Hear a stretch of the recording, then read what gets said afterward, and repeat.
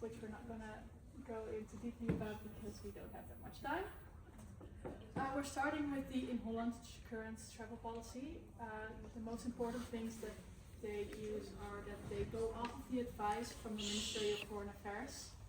So when there's a code green or code yellow, the travel will still be able to go through with it. If it's orange, you're only allowed to go if it's going to your home country, which will not be the case since it's a study trip. And if it's a code red, you're not going, which we will also be using. You also, of course, have to travel with a valid ID or passport, and you need to check if you need a visa or vaccinations for the location you're traveling to, which in our case isn't the case. And also in Holland has their own travel insurance, which everyone is part of. So in this matrix, we evaluate every possible risk by looking at the likelihood or impact, and the high likelihood is cold weather, so we have to be prepared for that, and the ones that are marked in orange are moderate, which means that there are possibilities of that happening, and we have to be also prepared for that and take that in consideration. And of course, for every risk, we have we prepared what do you call it? Measurement and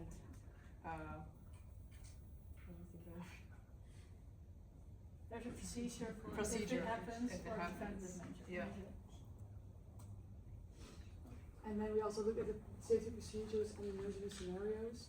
So first off, we wanted to do a preparation, so preventive measures as well. For instance, important documents printing out in digital as well, and a packing list, and of course insurance.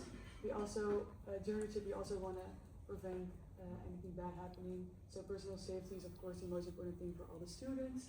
So we want to do it by a buddy system. No one goes home alone. Everyone is linked to one student.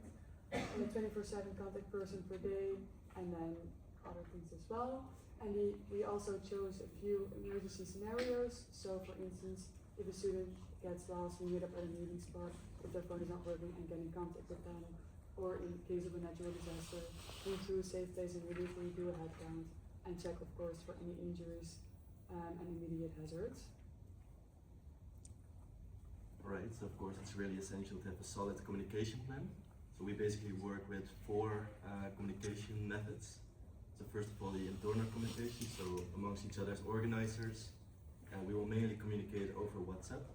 But we are also planning to have a small check-in every morning before breakfast, for example, to check upon the well-being of the students, but also for ourselves.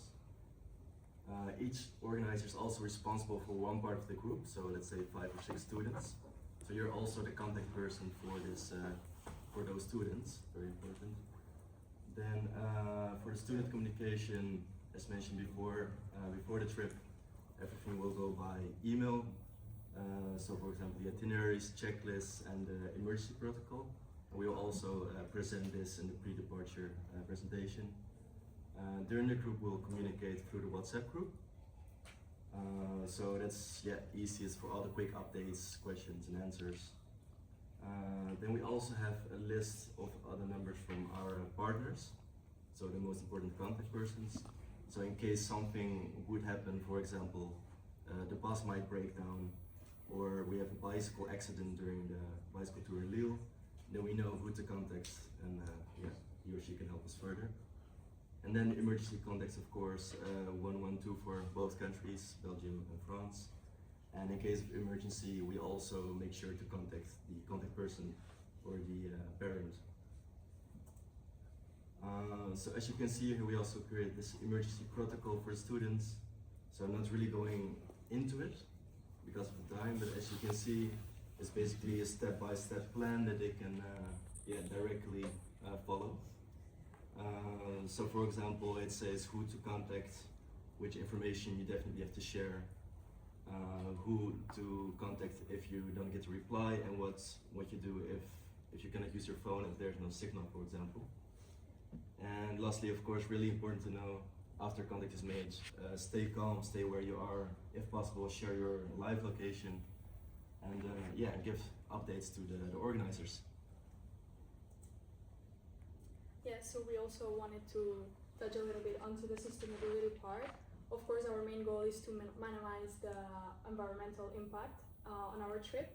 So some initiatives that we decided to take are, for example, cycling through Lille as a low impact mobility option. Also, as my colleague said, delivering as much information as possible through email, so using less paper. And we will also encourage support to local businesses by handing out the students like some recommendations for local restaurants and local shops they can go to. And yeah, these are some of the examples. And then lastly, of course, they also get just a list of our contact info in case they can't reach a specific person, they can still always reach one of us. And that was it. Thank you.